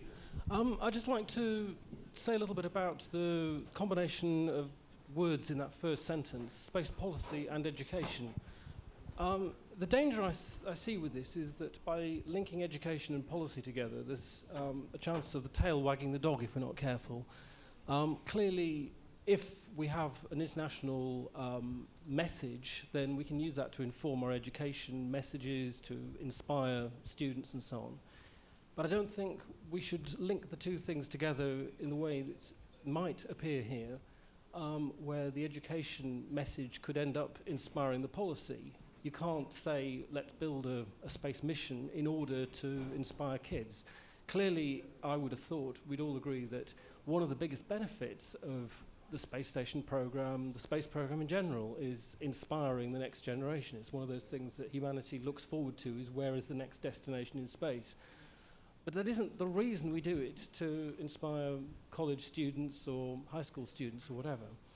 So I think we need to be a bit careful about that. And there's also a danger, I think, of us setting up a new organization, if you like, or a new system to come up with where is the next destination, when in fact there are already people looking at just this. So last year, those of you who were here will have heard Kathy Larini explain about the International Space Exploration Coordination Group and the Global Exploration Strategy and the roadmap of global exploration which has been developed. In fact, this next week in DC, there's the Global Exploration Conference, which is the first opportunity for the international community to discuss the planning that's going on already. So this is the forum at which space agencies get to agree internationally where we're trying to aim next, what are the goals, basically what is that big picture space message that's agreed internationally. I mean, I've heard some of the arguments that have been talked about, and I'm a little bit worried that some of what I hear is the NASA Appropriations Act says this, and I'm sitting here thinking, I thought this was an international meeting. That sounds to me like NASA business. Obviously NASA has to make decisions of those sort, and it wouldn't want to do them entirely in isolation. But what we're talking about, I think, is the international picture, and there are people already looking at that. So I would strongly suggest that we've got a big job of work to do in terms of education. There are opportunities to do education better by collaborating in some areas, and in other areas it won't help. And we need to be clear about which is which, focus on those things where we can all do better by working together, by sharing best practice, by making sure that the message is an international one that appeals to the new generation, which thinks more internationally than maybe our generation did. And those are the areas where I think we can make the biggest difference. But let's not imagine that a working group on education is going to set the big picture on where space agencies are going. I think that's putting the cart before the horse, if you like. Thank you. Yeah, I'd like to respond to that. You have to read a little further in that first sentence and look at who is being invited. It's policymakers, space practitioners, the outreach and education community. And what we're really trying to do is not have the people who are establishing policy be governed by space agencies only, because space is more than space agencies. We're also dealing with how do we reach the outside world, the outreach component. So this isn't just about policy and the education system, it's about the message that is being created. And the outreach community and the education community can actually provide very important feedback to those establishing policy as to what their message might well be. I think it's very important at this time to have an integration, not only of the message itself and the people who are normally charged with this, but the people who are effective at delivering messages and who can craft and shape the message and maybe feed back into the policies themselves as to what should be done. I don't think this is a top-down driven thing. I think this is interactive. And that is the reason why this recommendation has been couched in the way it has been. Mark? One other response too, I think your points are very important. Clearly this is international, and I think each of us in our own nation is struggling with this intersection of the technical and what must be done technically and relevance to stakeholders, which ultimately is the source of the resource we get.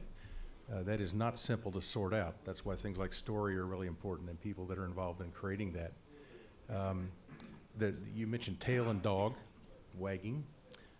There's also the ends and means distinction that's very important here, which is difficult to sort out.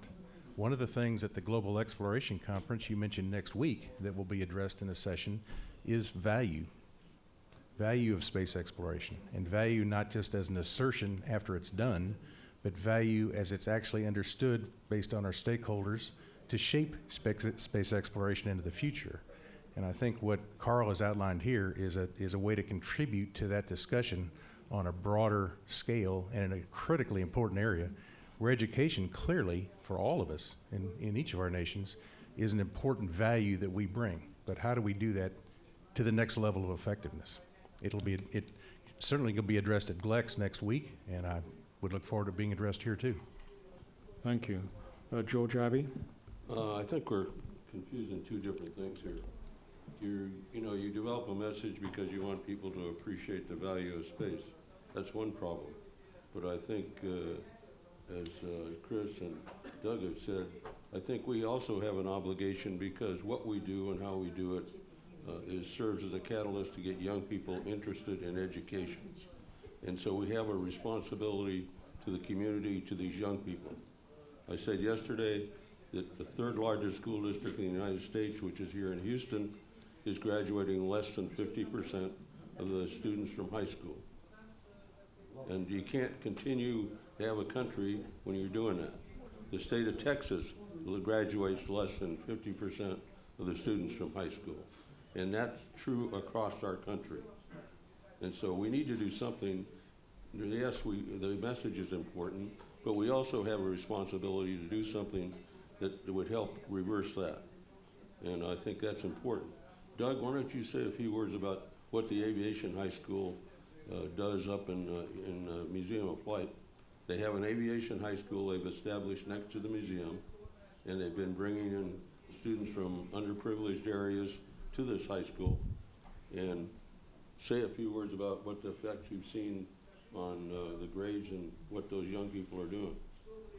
Well, I think Barbara mentioned yesterday the program in Idaho, the Idaho Aerospace Scholars Program. We have a similar one spawned by NASA in Washington Aerospace Scholars. In fact, they're in 5 states around the country. And we found broad participation from high school juniors throughout our state who are looking sort of for support groups, for people to say, young people to say, I'm interested in space already, but people around me at this critical age in my life when I'm forming an opinion about myself as a person are telling me I'm kind of weird, especially if I'm a minority or a young woman.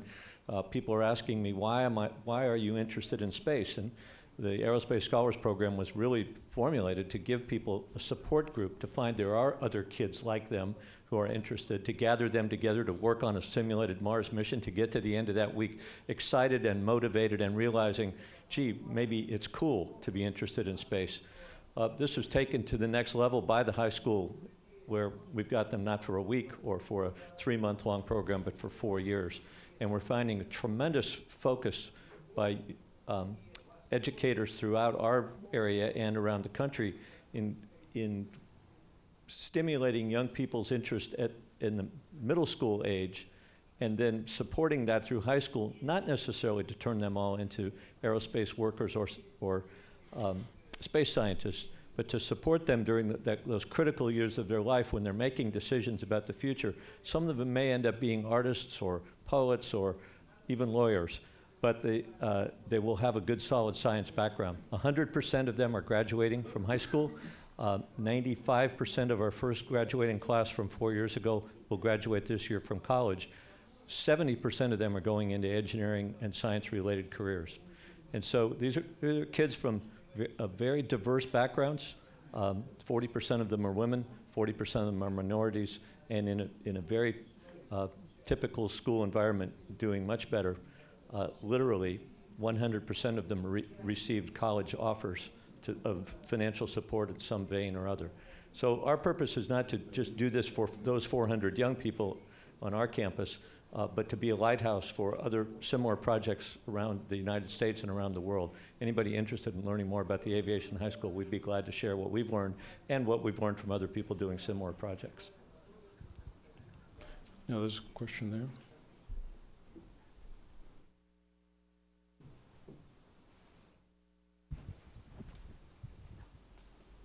Yeah, I wonder if our Russian colleagues could comment at all on your perspective and whether this issue of education in science, math, and engineering is considered a problem in Russia. If there's, what your strategy is in your communities and how you tackle this problem, and whether and if so, how you link the space program to the education of young people in science, math, and engineering.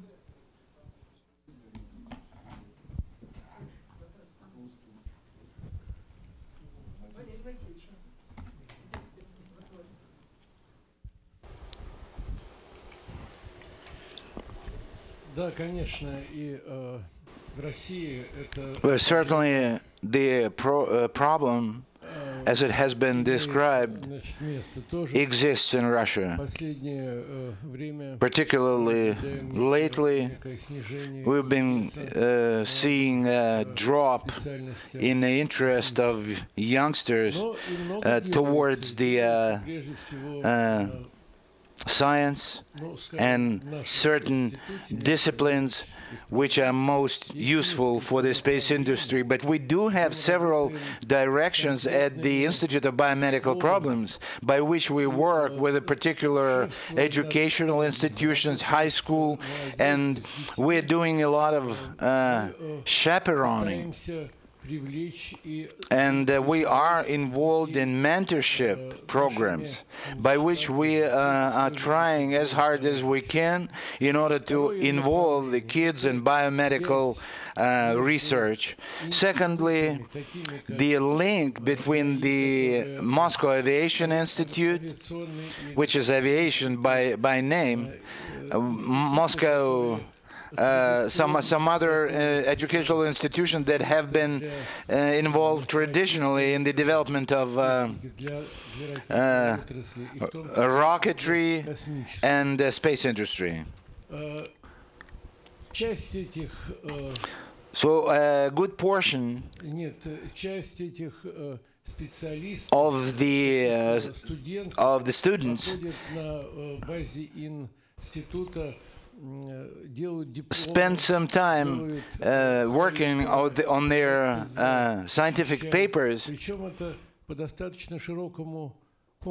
on a broad variety of scientific issues, including fundamental science, math, biology, and so on. Also, we have a substantially large museum-based program. The institute, our institute, is the member of the Museum Association of the Russian Federation, and basically even works in this field internationally as well. We participate in all kinds of exhibitions. We're involved in heavy exchange of the museum-related materials, and the last but not the least, our institute has adjuncture courses by which we involve the younger folks to write the doctorate papers, to become PhDs, and this activity is extremely important all of a sudden for our facility. But a lot of other educational institutions recently established biomedical faculties at the Second Medical Academy. Our professors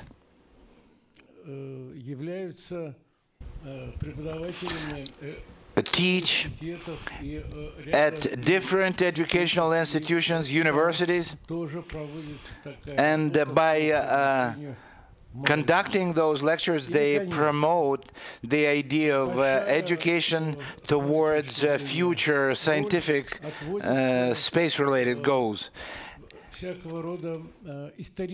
And also a big role is being given to the historical events, to all kinds of anniversaries. For instance, last year we have celebrated the 50th anniversary of Yuri Gagarin's flight. Next year we will celebrate the 50th anniversary of the Institute of Biomedical Problems, which is our alma mater. And we are doing a lot of prep work in order to appropriately conduct all kinds of festivities associated with this date. That's the way we see our role in this process, but the fact remains that over the course of last 10 years, the interest of the youngsters towards the space activities, and including our particular area, dropped significantly. And now students are more geared towards, actually people who come from periphery, from the areas where not nearly as developed as the capital of the country, are still interested as compared to the younger folks living in Moscow.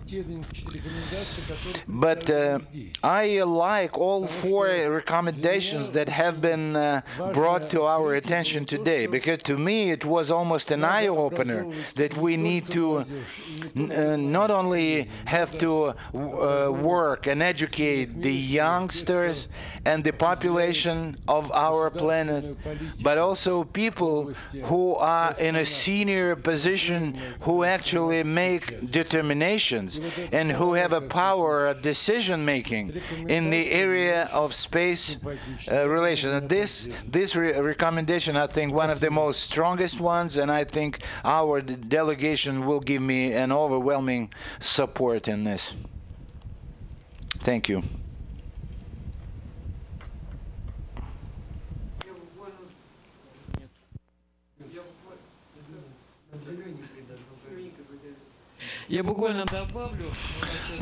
Allow me to add a couple of words. We are working on this space program, which consists of several experiments that have been developed by the school children. And this is one of the interesting things, that we kind of gap the big difference between the high school and space.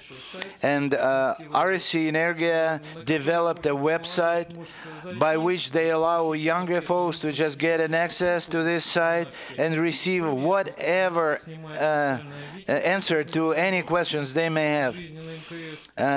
Particularly all important questions and issues, ISS related, and then school boys and girls and even students can spend some time being involved in all kinds of quizzes dedicated to space and cosmonauts, and this turns out to be quite helpful.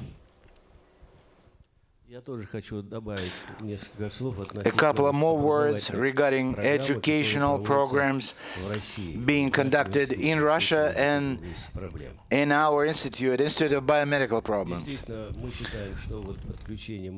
Naturally, we strongly feel that every possibility we have to involve younger folks in the space effort is worthwhile. It's extremely important to elevate the interest of the younger folks in what we are doing, and Valery already mentioned that we take care of a lot of high schools and the city of Khimki, which is located right close to our facility. And during this summit, we were talking a lot about Mars 520. And I'd like to point out that during this experiment, we've done several tours for the school children to come and visit our ground-based facility where Mars 520 actually took place. While visiting our facilities, the children had an excellent opportunity to be witnesses, actually, of how the monitoring of the crew is being done, and they were free to walk around the entire facility. They could get in touch directly with our personnel and ask all kinds of questions, and I'm sure it turned out to be extremely helpful for the school kids. On top of that, on an annual basis, on April 12th, which is the Cosmonautics Day, we conduct a scientific conference for younger people, which deals with medical science and science in general. And what's noteworthy, that not only the younger personnel of our institute, but a lot of students that belong to different educational institutions visit this particular event. And those are people from Moscow State University, Moscow Aviation Institute, and some others.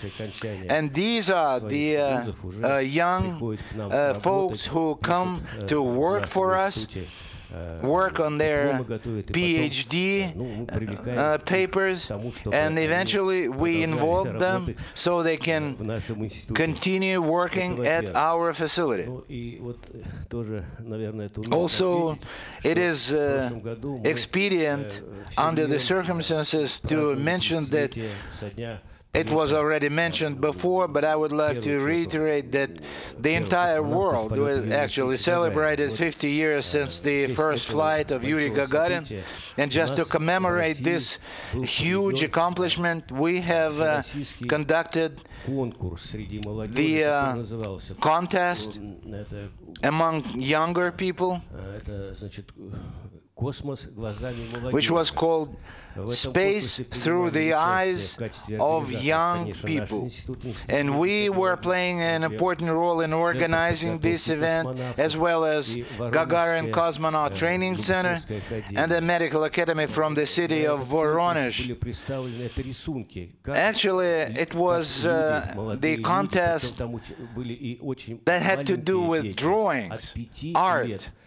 And we had a lot of young people starting from the age of 5 and all the way through 20, 25 years. And those young people came up with their drawings that essentially depicted in the most open and sincere way their thinking as to why we need help, what this space looks like. So we received an overall of 2,000 drawings and art pieces of art, and we have seen children participating in these concepts from more than 80 regions of our country. And eventually those who won this contest received the appropriate recognition and certificates. But that's the kind of work that we are doing in our country, because this is a problem, there's no doubt about that, and we strongly feel that we need to keep working in order to resolve it. A couple of more words. As part of the educational activities that already have been mentioned, I'd like to say that what we do, we also invite retirees of a certain municipal area where the institute is located. And our hope involving retirees, that they in their turn will talk to their grandchildren and will convey this message to their grandchildren. Well, we've had a good discussion, and certainly some additional food for thought based on the recommendations. If there are no further comments, I'd like to thank Bobby and George for making it possible to have this sort of discussion, and we hope that in the future we can move ahead. Thank you very much.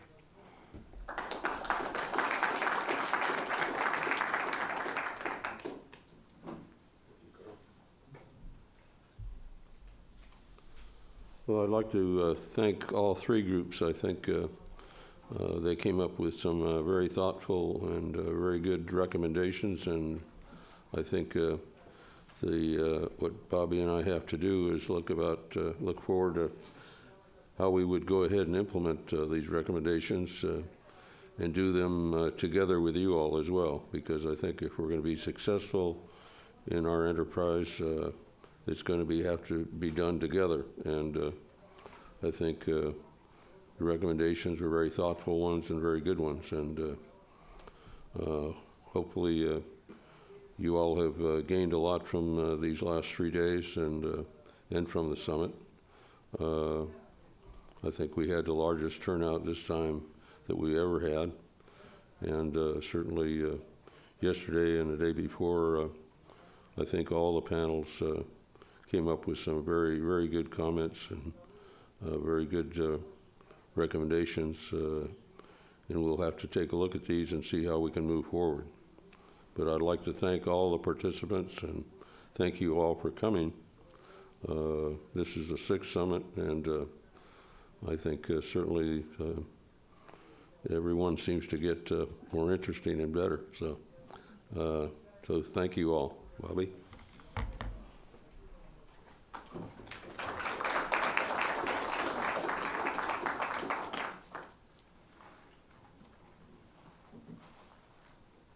Well, I too would like to express my appreciation to all the effort that you've given to coming here and participating in this, what I consider to be one of the most exciting kinds of experiences that I have in any given year, as far as the transfer of information, the free communication, the planning for the future that is carried out here. All of those very positive, productive things I think always leave both George and I with an excitement about these summits and the real appreciation for the high value that the summits provide, bringing together all these terrific people with great experiences and great intellect, and who have made so many contributions to the future.